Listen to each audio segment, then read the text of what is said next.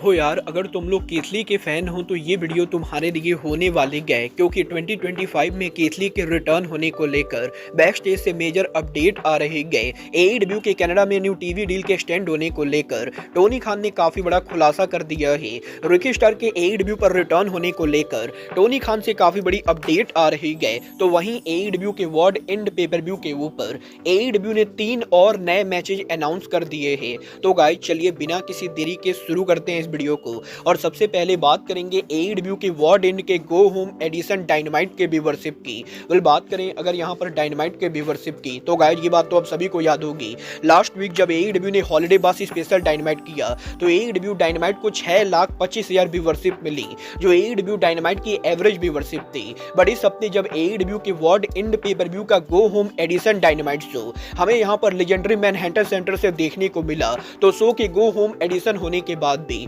Dynamite की viewership last week के मुकाबले डाउन हो चुकी है। और एईडब्ल्यू के इस हफ्ते के डायनामाइट को करीबन यहाँ पर 5,74,000 लोगों ने देखा है, जो लास्ट वीक के मुकाबले करीबन 50,000 कम है। और ये कहना बिल्कुल गलत नहीं होगा कि एईडब्ल्यू के वर्ल्ड एंड का go home edition dynamite show viewership के मामले में मेजर लेवल का फ्लॉप शो रहा है। बट गाइस जहां तक बात रही वर्ल्ड एंड की, तो गाइस अब मैं आपको बता दूं, कल यहां पर एईडब्ल्यू के वर्ल्ड एंड पेपर व्यू के ऊपर एईडब्ल्यू कंपनी ने शो के 0 आवर पर 3 नए मैचेज अनाउंस कर दिए हैं, जहां पर एईडब्ल्यू ने इस चीज को कंफर्म कर दिया है कि वर्ल्ड एंड के मेन पेपर व्यू से पहले शो के 0 आवर के ऊपर एईडब्ल्यू के vice president QT Marshall action में होंगे, जो यहां पर लेजेंडरी सुपरस्टार जेफ जैरेट को 1-on-1 मैच में फेस करेंगे। तो वहीं यहां पर एईडब्ल्यू की फॉर्मर वुमेन चैंपियन टोनी स्टोम भी शो के 0 आवर पर एक्शन में होंगी, जो आरवे सुपरस्टार लायला ग्रे को फेस करेंगी। और इसके साथ साथ एईडब्ल्यू के कल होने वाले वर्ल्ड एंड पेपर व्यू के ऊपर हमें यहां पर आउटरनर top flight 8 man tag match में देखने को मिलेंगे,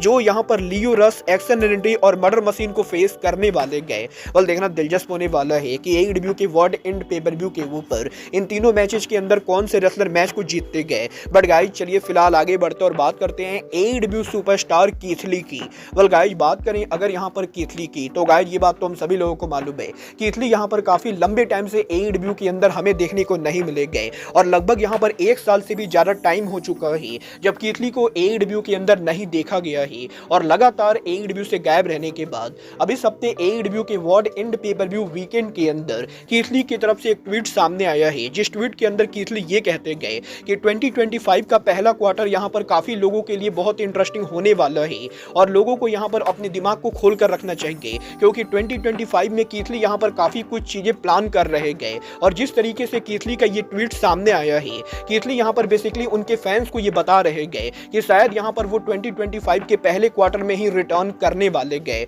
देखना दिलचस्प होने वाला है कि एईडब्ल्यू के अंदर कीथ ली यहां पर एग्जैक्टली उनका रिटर्न कब करते गए। और इस बार जब कीथ ली एईडब्ल्यू पर वापस आते गए तो टोनी खान की कंपनी कीथ ली को सही से बुक करती है या नहीं। बट गाइज जहां तक बात रही बुक करने की, तो गाइज ये बात तो हम सभी लोगों को मालूम है, एईडब्ल्यू कंपनी की पूरी बुकिंग टोनी खान के अंडर है। और टोनी खान एईडब्ल्यू के अंदर एईडब्ल्यू के प्रेसिडेंट सीईओ के साथ साथ एईडब्ल्यू के हेड ऑफ क्रिएटिव भी गए। और टोनी खान पिछले 5 सालों से एईडब्ल्यू के अंदर लगातार कंपनी के बुकिंग को संभाल रहे गए। और वैसे तो सोशल मीडिया के ऊपर काफी सारे लोग आए दिन टोनी खान के बुकिंग को ट्रोल करते रहते गए, बट इसके बावजूद भी आज यहाँ पर एईडब्ल्यू के वर्ल्ड एंड के मीडिया कॉल के ऊपर टोनी खान जब मीडिया से बात कर रहे थे तो मीडिया ने टोनी खान से पूछा कि क्या यहां पर 2025 के अंदर टोनी खान की कंपनी पॉसिबली कोई न्यू बुकर ला सकती है, और क्या फिर टोनी खान 2025 के अंदर अपने साथ यहां पर और किसी को भी बुकिंग के लिए रख सकते गए। तो टोनी खान जवाब देकर यह कहते गए कि फिलहाल यहां पर एईडब्ल्यू के अंदर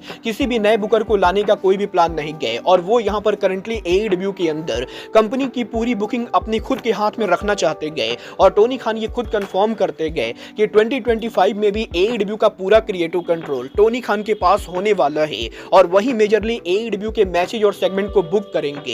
ये तो आने वाला टाइम बताएगा कि टोनी खान 2025 में एईडब्ल्यू के शो को कैसे बुक करते गए। बट गाइस जहां तक बात रही टोनी खान के इस मीडिया कॉल की, तो गाइस यही आज टोनी खान के वर्ल्ड एंड पेपर व्यू के मीडिया कॉल के ऊपर टोनी खान ने एईडब्ल्यू की पॉसिबल वुमेन्स कॉन्टिनेंटल क्लासिक को लेकर बात की, जहां पर टोनी खान से जब ये पूछा गया कि एईडब्ल्यू के इस साल के मेंस कॉन्टिनेंटल क्लासिक के बाद क्या टोनी खान यहां पर फ्यूचर में वुमेन्स कॉन्टिनेंटल क्लासिक टूर्नामेंट कर सकते गए, तो टोनी खान जवाब देकर ये कहते गए कि फिलहाल यहां पर एईडब्ल्यू कंपनी इस साल के अंदर ही एक टाइम पर वुमेन्स का कॉन्टिनेंटल क्लासिक करने वाली थी, बट एईडब्ल्यू के वुमेन डिवीजन में काफी सारे मेजर रेसलर्स के इंजर्ड होने की वजह से टोनी खान की कंपनी को प्लान को ड्रॉप करना पड़ा। बट अगर यहाँ पर सब कुछ सही रहता है तो next year possibly AEW company women division को लेकर कॉन्टिनेंटल क्लासिक टूर्नामेंट करेगी। और जिस तरीके से ओवन कप टूर्नामेंट के अंदर एईडब्ल्यू के मेल और वुमेन दोनों डिवीजन के रेसलर्स होते गए, वैसे ही पॉसिबली नेक्स्ट ईयर से कॉन्टिनेंटल क्लासिक के अंदर भी मेल और फीमेल दोनों डिवीजन के रेसलर देखने को मिलेंगे।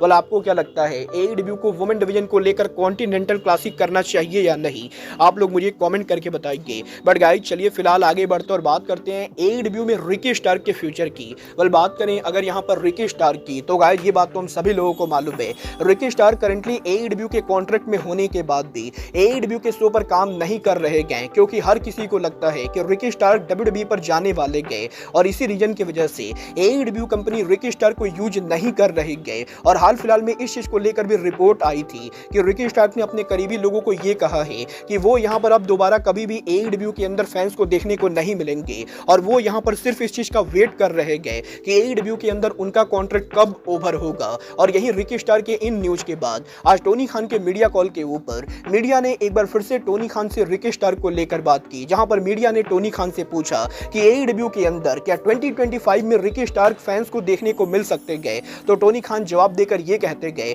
कि करंटली यहां पर टोनी खान के पास रिकी स्टार्क को लेकर कोई भी जवाब नहीं गए और रिकी स्टार्क 2025 में एईडब्ल्यू पर अपीयर होंगे या नहीं, ये यहां पर टोनी खान के लिए कहना काफी मुश्किल है। और टोनी खान बेसिकली ये बोलते गए कि उन्हें भी नहीं पता है कि रिकी स्टार्क दोबारा एईडब्ल्यू के अंदर अपीयर होंगे या नहीं। वेल गाइस यहां पर जिस तरीके से टोनी खान ने जवाब दिया है वो देखकर मुझे स्ट्रॉन्ग चांसेस लगते गए कि शायद यहां पर अब रिकी स्टार्क दोबारा एईडब्ल्यू पर नहीं आएंगे। बट गाइस चलिए फिलहाल आगे बढ़ते और बात करते हैं एईडब्ल्यू के कनाडा में न्यू टीवी डील की। वेल गाइस ये बात तो मैं आपको 2 दिन पहले ऑलरेडी बता चुका हूँ कि एईडब्ल्यू कंपनी के यूएसए में और यूके में टीवी डील के बाद एईडब्ल्यू कंपनी ने कनाडा के अंदर न्यू टीवी डील साइन किया, जहां पर कनाडा के अंदर एईडब्ल्यू का शो अब यहां पर यूएसए नेटवर्क के ऊपर जाने वाला है। और यहीं एईडब्ल्यू कंपनी के टीएसएन से यूएसए पर मूव करने को लेकर टोनी खान ने उनके लेटेस्ट मीडिया कॉल में बात की, जहां पर टोनी खान ने यह कंफर्म किया है कि कनाडा में टीएसएन नेटवर्क के साथ एईडब्ल्यू का टीवी डील जब ओवर होने वाला था उस समय कनाडा की काफी सारी मेजर स्पोर्ट कंपनीज ने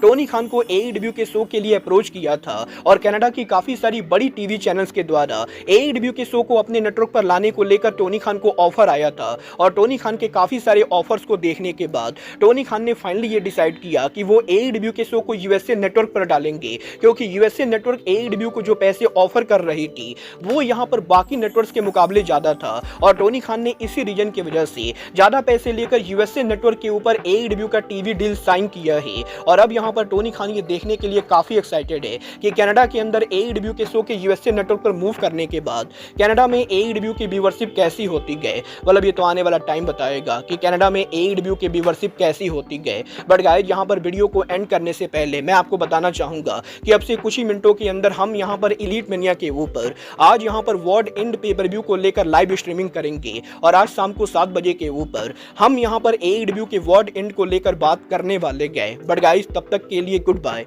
गुड नाइट एंड बैंग।